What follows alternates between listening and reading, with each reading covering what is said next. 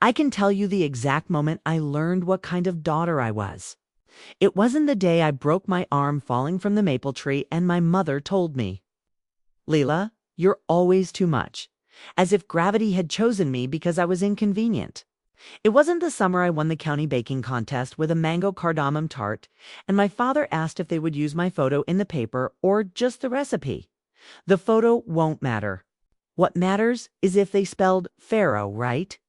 It wasn't even the night my older sister, Zara, turned 21, and my parents placed a tiara on her head while mine was busy washing wine glasses in the kitchen. No, it was later. A quiet evening in January when the kitchen smelled like oranges and clove, and my hands were stained with marmalade. Zara breezed in with snowflakes in her hair and a ring on her finger, and my mother gave a small gasp that sounded like a hymn. "Look," Zara said, holding out her hand the way you might present a miracle. A diamond, like a frozen star, sat in white gold. Nathan proposed. My mother, Parveen, pressed a hand to her mouth and then to Zara's cheek, her eyes shining. "Oh, my heart," she whispered. Finally. She turned to me where I stood by the stove with sticky fingers. "Leela, wash your hands. Your sister is engaged." I knew even as I was scrubbing sugar from beneath my nails that the story of this house would rearrange itself around the ring. We'd had years of minor reshufflings first day of high school. Zara's first internship in the city, Zara's first apartment, but this was the rearrangement. The one that would require furniture to be moved and floors to be stripped and repainted. I could feel it in the air, that buzzing attention that always followed my sister like a flock of bees heavy with gold. I hugged her anyway. Zara smelled like some expensive perfume I could never bring myself to buy, and the outside cold. "Congratulations," I said. "When's the wedding?" She laughed, tipping her head back. "June, a summer evening wedding, string lights, the river, champagne towers. Nathan knows a planner who knows the right people. We'll do it right."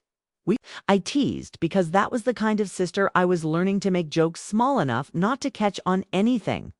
"I didn't realize you and Nathan had a planner." Her mouth twitched. "You know what I mean." I did. Zara meant there was a machine that would start up now, and we were all gears.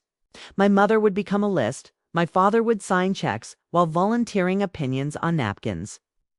And I would be the spare gear kept in a drawer. Necessary, just in case. My father Kamal wandered in. And when he saw the ring, he made a sound I'd never heard from him, something cracked and young. He kissed Zara's forehead and clapped Nathan on the back when he arrived an hour later, cheeks flushed, carrying a bottle of champagne that he'd just had lying around. He was tall with surgeon's hands and laugh lines that didn't belong on a 32-year-old. Nathan always looked like he was imagining his own reflection when he was talking to you. We ate takeout on the dining room table, the good bowls and the flimsy chopsticks.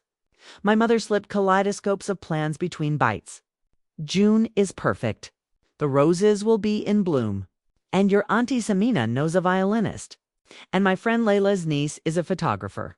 We'll need to book quickly. People are so busy in summer." "Venues, caterers," Zara echoed, casting me a glance and then letting it slide right off. "Yes, I want something elegant. Nothing too cute." I could feel heat climbing my neck, and I focused on my noodles, the slither of them. The bone-deep comfort of holding chopsticks in a hand that had been chopping and whipping and folding all day. I ran a bakery called Small Hours. It's a tiny storefront a block from the river that smelled like butter before dawn and coffee by 8. Cute was an insult and a cage. I'd been hearing it since I started baking for money in college. "Your cakes are cute. Maybe you'll make a nice wife. Your cookies are cute. Can you bring a couple dozen to the office party? Your business is cute, Layla. Do you ever think about getting a real job?" I smiled anyway. "If you need a dessert table for the rehearsal dinner," I said, carefully casual. "I could do something simple like summery, not cute. Grapefruit olive oil cake, rosemary shortbread, maybe pistachio pavlovas with macerated cherries." Zara's smile was smooth. "That's sweet, Layla. We'll see what the planner suggests." Nathan slid his arm around her chair, the picture of support. "We want you to enjoy yourself," he said to me, like I might forget to. Like joy didn't already live in the spine of everything I made. Don't worry about working during the wedding. I like working, I said. I didn't mean during the wedding. I meant I hoped for a moment to be seen as useful, as more than a body filling a dress in a family photo. But the room had already moved on. My mother was listing pastries she'd seen in an influencer's reel. The ones that looked like shells, and my father had started calculating valet parking costs aloud, as if he were the CFO of a tiny kingdom. After they left, Zara and Nathan swept back into the night. Snow now thick, like static. My mother found me gathering the empty cartons. "Don't be upset," she said gently, though I hadn't said anything. "This is a big day for your sister. There will be plenty for you to do." "I'm not upset," I said, and even then I wondered why I was lying. I've tried to catalog the texture of the months that followed, because texture is what survives. It's not the announcements or the fittings or the down payments that stay with you.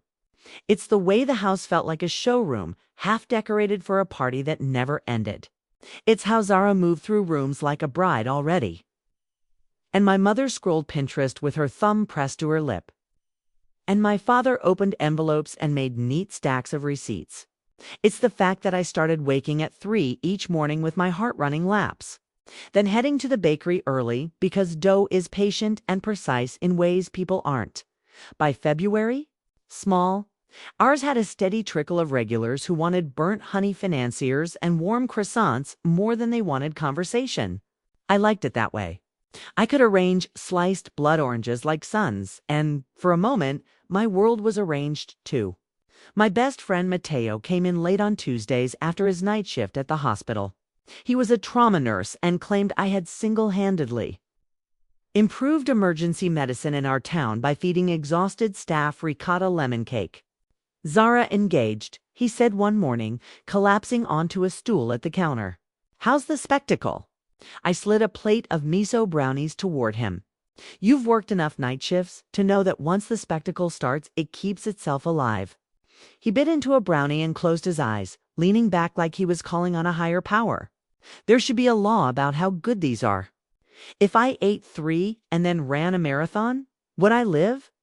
I'm not answering that without legal counsel. Matteo opened one eye. "How are you doing?" I shrugged, feeling the weight of my apron string, the flower in the air. They're courting vendors like minor royalty. There are meetings about meetings. If I had $1 for every time my mother said elegant yet effortless, I could buy a chandelier. "And you? Are you invited to the meetings about meetings?" As the person they asked to make place cards or iron napkins, I said, "It's fine. I don't want to overstep." Matteo studied me. Overstep what? I wanted to say, the idea that I am supplemental, that my job is to smile and stay in the narrow, polite margins they wrote for me. Instead, I folded parchment and placed cookies along the seam. "I'll help. It's Zara. She's my sister." He didn't push. That's the thing about friends who know the old marrow deep stuff. They wait at the door until you're ready to unlock it. Of course I loved my sister. I loved the way she used to braid my hair before school. It's the way she hoarded oranges under her bed when we were kids like they were gold coins. But I also knew we'd been cast without our consent in a play that ran for decades. Zara, the bright one, the one the world wanted. Layla, the steady one, the one who tidied the backstage and made sure the props were in place. "I'm making the cake," I told Matteo. Because I kept repeating it to anyone who would listen. Like practice could make it true, even if it's just the groom's cake. Something dark and not too sweet. Chocolate stout with black cocoa and salted caramel. No fondant. God forbid. "Make it 6 tiers," he said with his mouth full. "A tower to keep the uninvited at bay." I laughed, not knowing how precisely he'd hit the mark. As winter melted into the kind of spring that feels held together by rain and the promise of daffodils. The wedding crept into every sentence. My mother would call the bakery during a lull and ask if I could come by for a quick decision that ended up being 7 samples of linens. Auntie Samina texted me about peacock feather fans she'd seen online. Fun? 2 extra? And then added, "Your sister wants everyone to look like money." My father forwarded me a spreadsheet highlighting the difference in cost between a live band and a DJ as if I were the board. Zara came by the bakery less. When she did, she breezed in with stories like Pearls, the planner, Briar, who did a celebrity's New Year's party, the venue by the river with hand-hewn beams and perfect light, the discovery of a last-minute cancellation that meant we could have June 18th. A lucky number 1 plus 8 equals 9, she said, tapping her ring against the glass case as if to summon a wish. She'd ask for a croissant and then pick at it, too excited to eat. Briar said we should skip a family-style dinner and go plated, she'd say. It photographs better. And Nathan wants oyster zits part of the aesthetic. Less buffet, more cosmopolitan seaside. Sure, I would say. Even though I knew oysters would send our uncle with a shellfish allergy straight to the ER as long as you have EpiPens and drama coverage. Don't be dramatic, she'd say, smiling. That's my job. At night, I tried to imagine the wedding like a puzzle I could solve. Where did I fit? I would be a bridesmaid, of course. I would be the sister who knew where the safety pins were. The one who kept Zara's lipstick in her clutch and dabbed at the corners of her mouth before photos. I would bring a cake to the rehearsal dinner and place it on a table near a window where the evening light would blush across the frosting. I would watch my parents bloom under the compliments of their friends. I would go home tired and clean butter off my knuckles with warm water. I would sleep, and in the morning I would open the bakery and stand in a room full of things I made with my hands. And I would be enough. There were cracks, though. In May, my mother called the bakery and asked me to come right now, if possible, and when I arrived, she and Zara were seated at the long dining table, the one that had held so many family dinners and so many arguments disguised as jokes. Swatches of fabric and thick invitations and a laptop were spread out like offerings. Leela, my mother said, gesturing to a chair. We're down to 2 caterers. There's Tessa's table and then there's Verdigrease. Tessa says, as how do we say, homie? Zara wrinkled her nose. Cute, she said. Verdigrease is. Artistic, my mother continued. Plated courses, edible flowers, tiny stacks of things. I think it will look nicer in photos. And Briar says she knows the chef. I looked at the mock menus. Verdigrease served a tuna tartare on black rice with a ring of basil foam. Tessa's had a short rib with rosemary polenta and seasonal salad. One looked like it belonged in a museum. One looked like a meal. What about the aunties? I asked. And Uncle Hassan. And the twins. Will they eat tartare? Zara didn't look up from her phone. There will be options for the less adventurous. I swallowed. I think the food should be food. Memorable because it tastes like care, not because it looks like a magazine. Zara set her phone down, a small click, and met my eyes with a patience that made me feel 12. And I think you are not the bride. My mother flinched. I felt heat, but I said nothing. The machine was worried now. I could hear it. After that, I kept my opinions to the bakery and the butter. I brought over boxes of macarons when my mother hosted planning sessions, and I listened to the chorus of this detail and that upgrade. And sometimes I imagined the room without any of it, just a garden. Some chairs, the vows, the cake. It would still be a wedding, I thought. It would still be a marriage. But that wasn't the world Zara wanted. She wanted a launch. On the first Saturday of June, my mother and Zara came to the bakery with Briar. I knew they were coming because Mateo had texted me. Brace yourself. The wedding storm has a name. Briar was tall, shaved head, linen jumpsuit, eyes like a fox in a fairy tale, clever and a little hungry. She took in the bakery in a sweep. The handwritten menu, the mismatched plates, the plants that leaned toward the window. Charming, she said. Not kindly, not unkindly. Very artisanal. Layla made it all herself, my mother said proudly. And for a second, I felt something like son. Then my mother added, she's our practical one. Briar nodded as if cataloging me. We're finalizing dessert, she said. Zara wants a simple cake for photos, but a dessert display that feels abundant. We've shortlisted a few patisseries in this city. Do you do wedding scale? I do dessert, I said, wiping my hands on my apron. Scale can be arranged. Unhung. Briar tapped a manicured nail against the glass. Your flavors. Seasonal, I said. Right now, strawberry, basil, lemon, elderflower, apricot, frangipane, pistachio rose, dark chocolate sea salt. Whatever needs to be said on the table, I can say it. Zara shifted. We were thinking of the city places, she said. They're more polished. A corner of my heart folded in on itself. But I kept my voice even. I can be polished. It's not a question of quality, Breyer said, which I recognized instantly as it is absolutely a question of quality. It's aesthetic alignment. We want minimal high contrast with height. I opened my mouth to say, I can give you height. But my mother reached across the counter and squeezed my hand. Let's not burden Layla. She has her business.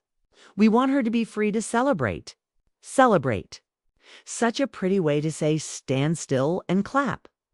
After they left, Mateo wandered in from the back where he'd been assembling pastry boxes. So they want a dessert display that looks like a jewelry ad. He leaned on the counter. Do you want to do it? Yes, I said, with such plainness that I startled myself. I want to build them something people will remember with their mouths. I want aunties to pack leftovers in napkins. I want Uncle Hassan to lick his fork. I want the kids to have frosting on their faces. I stopped, breathless. I wanted to matter. Mateo put his hand over mine.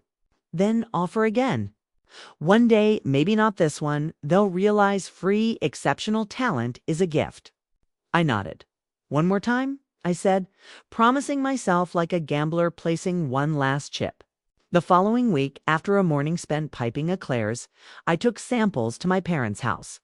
The kitchen was stacked with wedding paraphernalia, labeled boxes, rented glass cylinders, several silk ribbons that looked indistinguishable but cost different amounts. Zara and my mother were at the table with Breyer on speakerphone. I brought a tasting, I announced, laying out 6 small plates as if I were setting a spell. Everything that would work on a display that's clean and modern but tastes like summer you'll still miss in January. I forced a grin. Minimal, high contrast, with height. Zara's eyebrows ticked up. My mother sat straighter. Layla? Breyer's voice floated thinly from the phone. We're in the middle of finalizing our cake vendor. Just taste, I said. And I don't know what sharpened my tone, but it made them all still. I cut small wedges and placed them in front of my mother and sister. Zara lifted a forkful of lemon elderflower and let it sit on her tongue. Her eyes flashed briefly, involuntarily, with pleasure. I saw it the way a person sees sunlight through the seam of a curtain. Okay, she said, guarded. And this, I said, sliding over a petite pavlova crowned with macerated cherries and shards of pistachio. Textured but clean. My mother tasted and looked at me. For the length of a breath, I saw pride unadorned by anxiety. It looked like when I was 8 and she taught me to braid chalado and said, your hands know. Breyer's voice cut in. We appreciate the samples. We're going in a different direction. The city patisseries have more experience with editorial weddings. We need a certain look. Zara set down her fork. Leela, she said carefully, I love you. I do, but this is not a cottagecore brunch. It's my wedding. I swallowed the hurt, and then it did something surprising. It curdled into anger. You think what I do is a brunch? That I've been playing at the edges while you plan a production? You think I'm not capable of making something that meets your aesthetic? Zara's face hardened. I think this day is about me.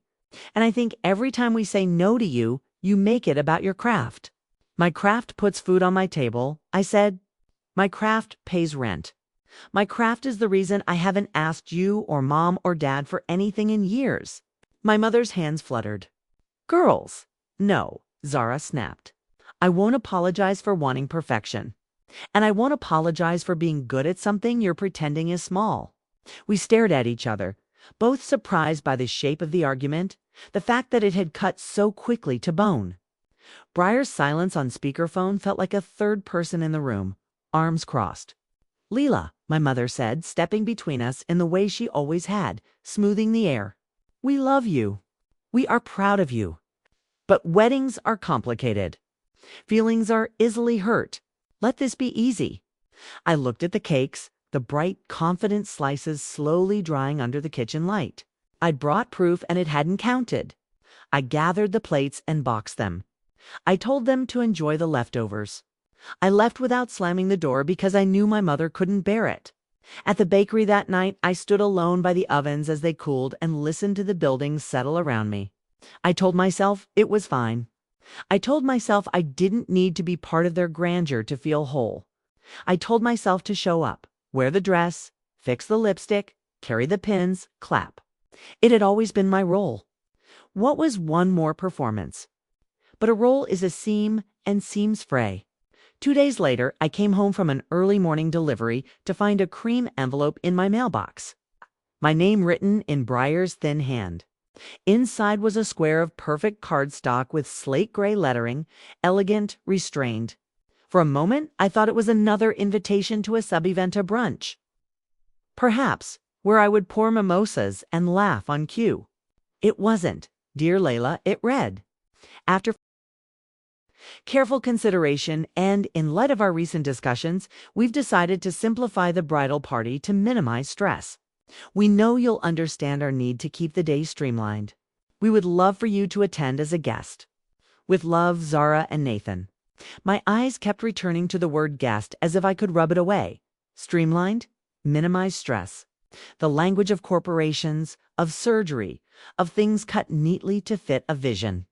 My heart swung between humiliation and a wild, cold clarity. They uninvited me from the wedding party. I wasn't the spare gear in a drawer after all. I was a piece they decided didn't fit the machine.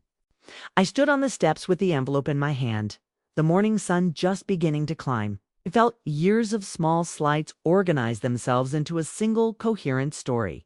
My mother's voice, years of don't overreact, braided with Zara's it's my day, and Briar's aesthetic alignment. I felt the shape of myself, suddenly, outside of their arrangement. Mateo called because he had a talent for sensing when the world took a bite out of me. I didn't say hello. They uninvited me, I said, my voice steady in the way an earthquake's roar is steady. From what?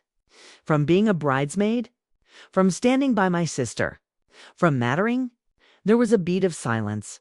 Then Mateo said in a voice that brooked no argument, I'm coming over.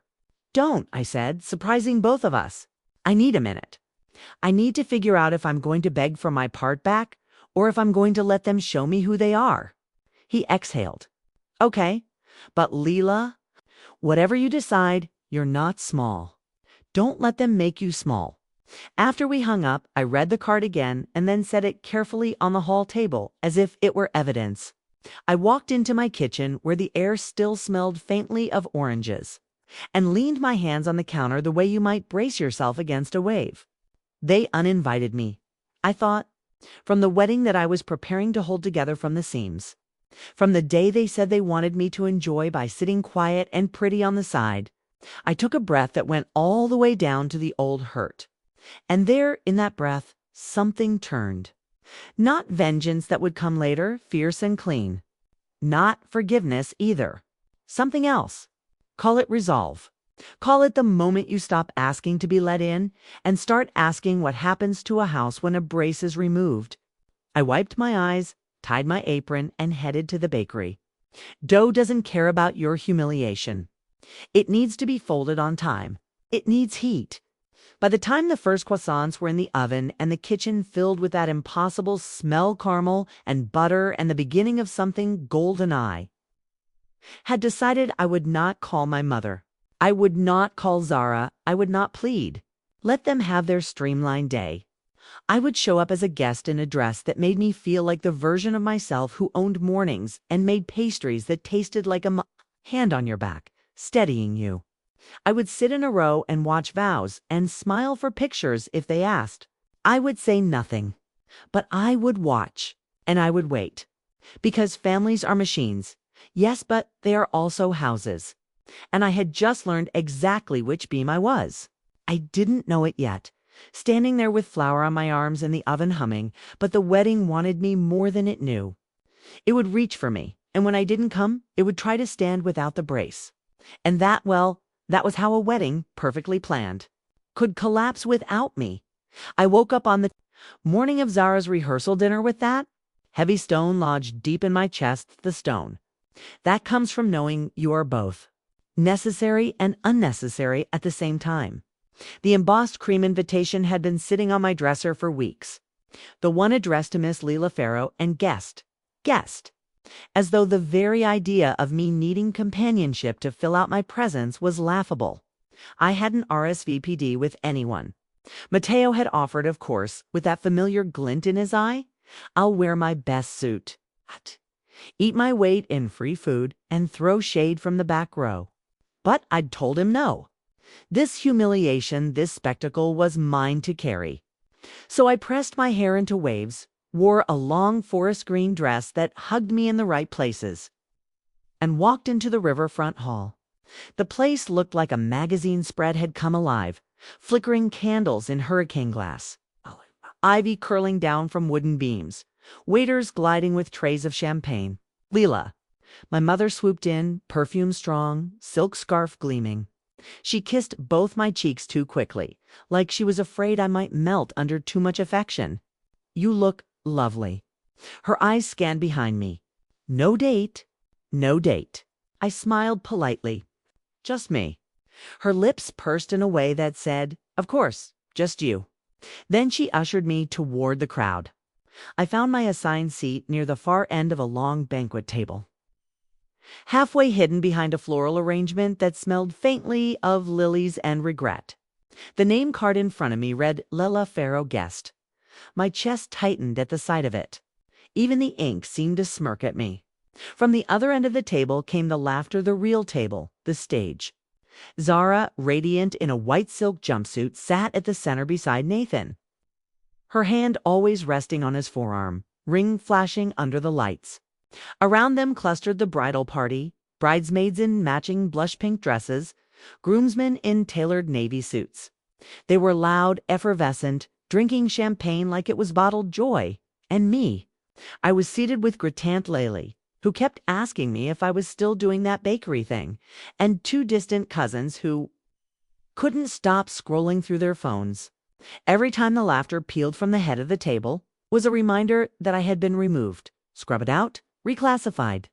When it came time for toasts, Nathan's best man stood, a tall, handsome man named Chris, with a kind of confidence that could buy him a country club membership.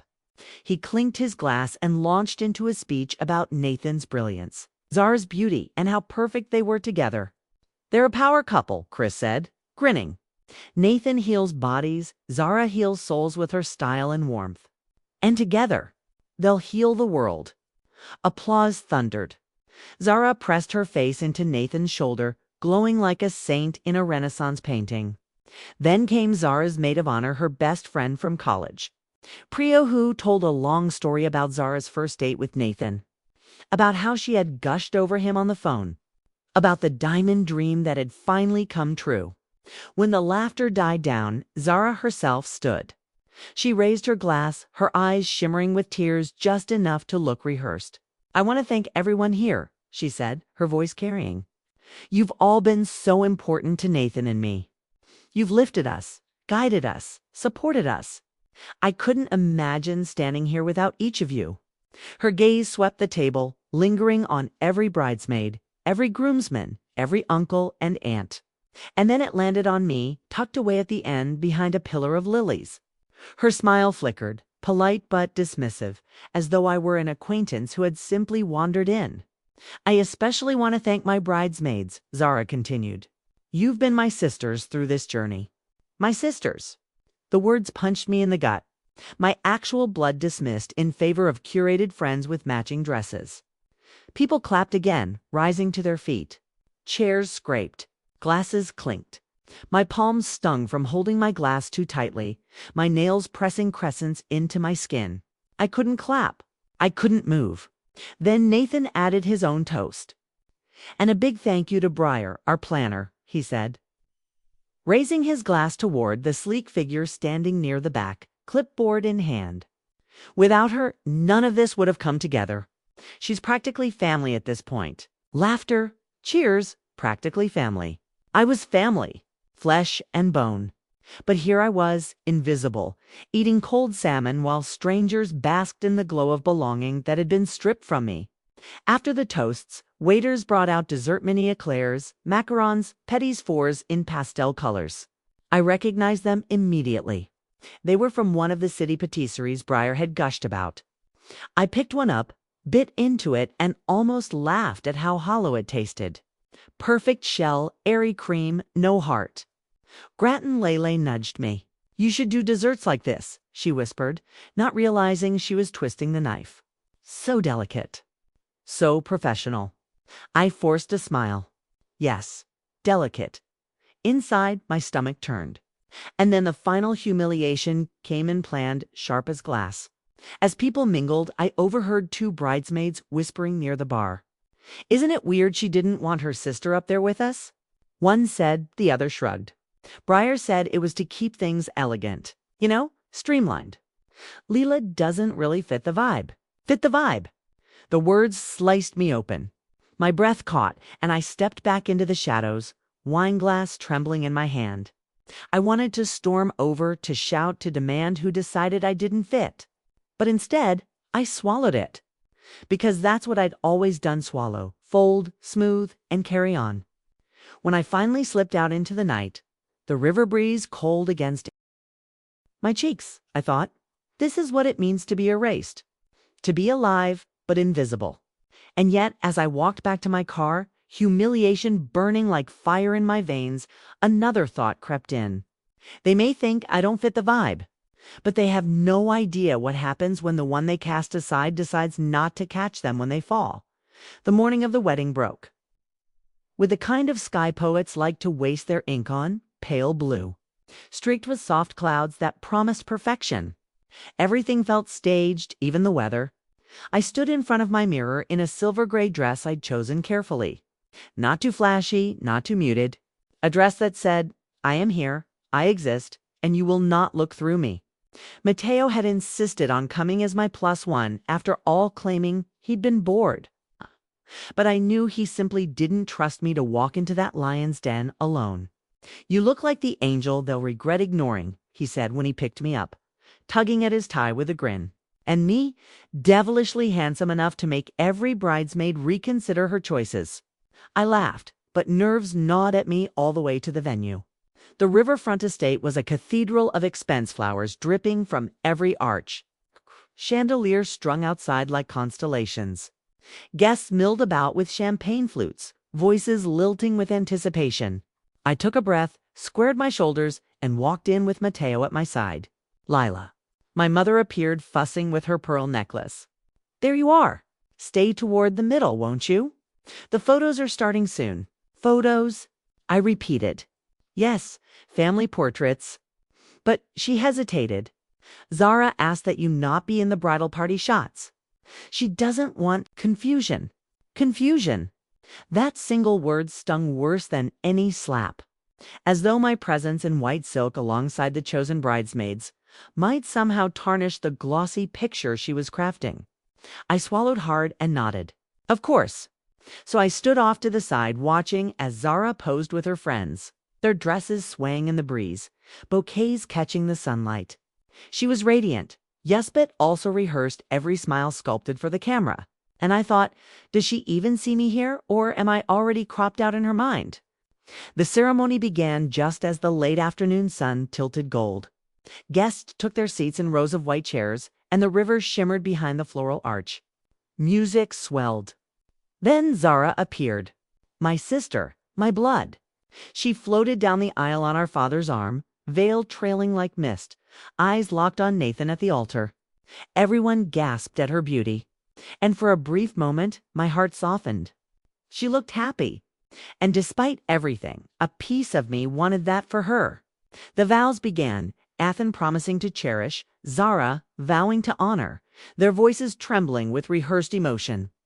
My eyes prickled despite myself. Maybe, I thought, this would be the salve. Maybe the love they declared would heal some of the wounds they'd carved into me.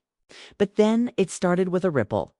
A stir at the back row, someone whispering too loudly. Then the sharp click of heels on stone.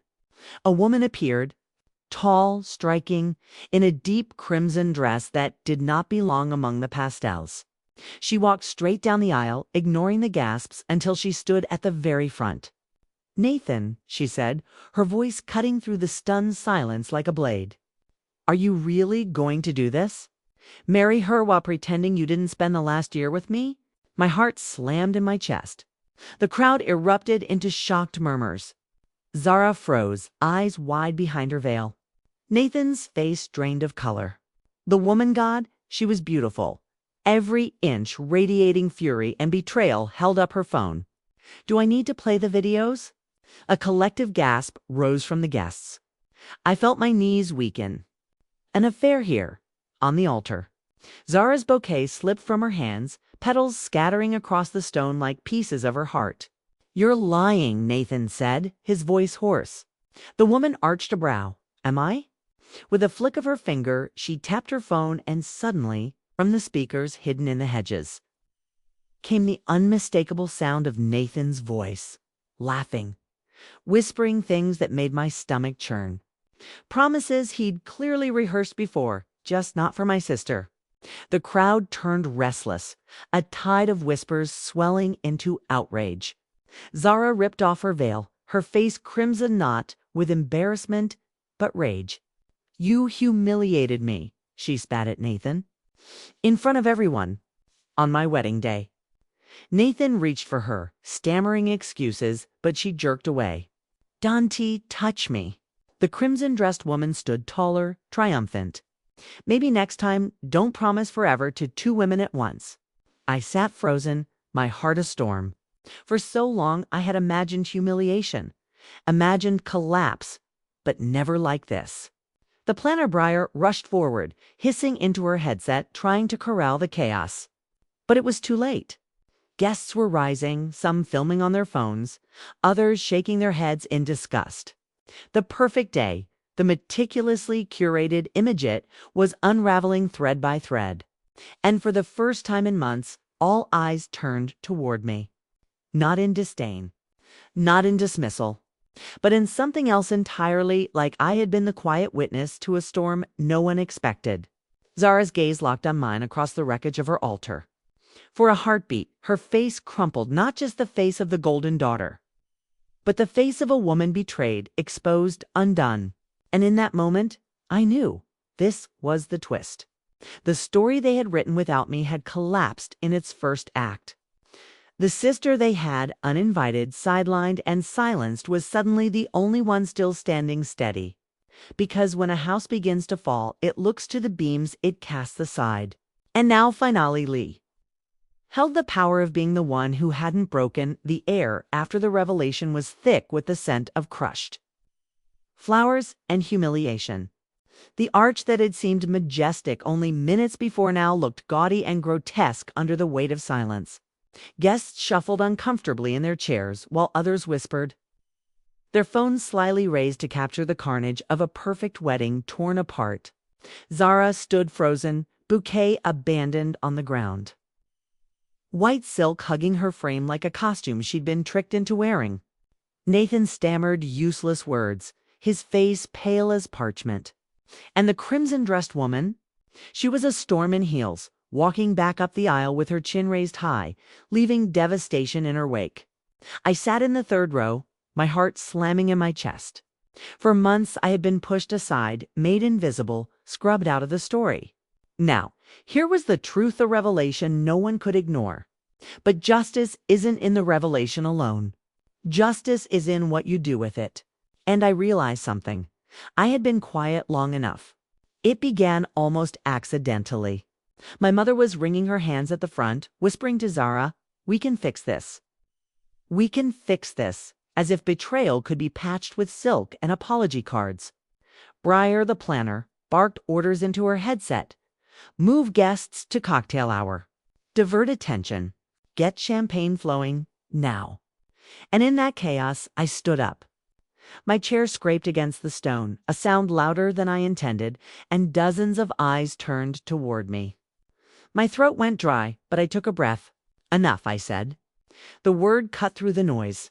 Even Zara turned, her face streaked with smeared makeup. Enough of pretending, I continued, my voice steadying with each word.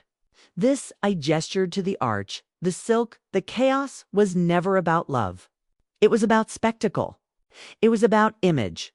It was about cutting people out if they didn't fit the vibe. Gasps rippled through the crowd. My mother's eyes widened. Nathan froze. Zara blinked at me like she was seeing me for the first time. "You uninvited me?" I said, my voice sharp now. "Your own sister. You told me I didn't belong by your side. You told me I wasn't polished enough, elegant enough, aligned enough for your picture-perfect day." My voice broke just slightly, and I let it because truth should break. "And now look at your picture. This is what perfection bought you. A groom who rehearsed vows with someone else. A planner who curated aesthetics instead of integrity. A collapse in front of everyone you wanted to impress." A murmur spread through the guests. Some nodded. Others looked away, ashamed. Zara's lips trembled. "Leela," I held up my hand. "I don't say this to hurt you. I say this because, maybe, finally, you'll see. You spent so long pushing me into the shadows, telling me to clap politely from the sidelines. But you forgot something." I paused, my voice low but resonant. "You forgot that I was the one who always held things together. The one who braided your hair before school. The one who baked the birthday cakes when mom was too busy. The one who would have made you a wedding cake that people remembered forever, if only you'd let me." Silence hung like a curtain. Zara's face crumpled, and tears streaked her cheeks, not elegant tears, not staged but raw, ugly sobs. Nathan tried to step forward. This isn't the place. I turned on him, fury rising like fire. "And you? You dared to stand there and speak vows you never intended to keep. You humiliated my sister in front of everyone she loves. You thought charm would carry you, that lies could be dressed up in tuxedos. But you underestimated what happens when truth arrives dressed in red." The crowd erupted in murmurs again. A groomsman cursed under his breath. An aunt shook her head. Nathan flushed, stammering. "You don't understand. I understand enough," I snapped. "You don't deserve her. You never did." Zara sank to her knees, sobbing, mascara dripping. My mother rushed to her, her pearls askew, while my father stood stiff, rage carved into his jaw. The guests shifted, restless, hungry for a resolution, for someone to tell them how to feel. And then Zara looked up at me. "Layla," she whispered, her voice broken. "What do I do?" The question sliced me open. For years she had never asked me what to do. She had asked me to iron napkins, to fetch pins, to smooth her path, but never this. And now, in front of everyone, she asked. I stepped closer, my dress brushing the scattered petals, and extended my hand. "You walk away," I said softly, with dignity, with your head high, because collapsing here isn't the end, it's the beginning of building something real. Without him, without lies. For a moment, she hesitated, trembling. Then slowly she placed her hand in mine. I pulled her up, steadying her as the crowd held its breath. Gasps filled the air as Zara turned to Nathan, her face wet with tears, but her spine suddenly straight. "This wedding is over," she said, voice shaking but loud enough to echo. "I won't marry a liar." And with that, she tore the ring from her finger and flung it onto the stone floor. The diamond clattered sharp and final. The guests erupted, some clapping, some gasping, some murmuring in shock. Cameras flashed. Phones recorded. And Nathan stood alone at the altar, pale and trembling, stripped of his facade. As Zara leaned into me, her sobs racking her frame, I felt a strange calm. For months I had been invisible. But now here I was at the center, not because I demanded it, but because the truth had pulled me into the light. I met Briar's eyes across the chaos. She looked furious, defeated. Her perfect production had unraveled, and she had no control over it.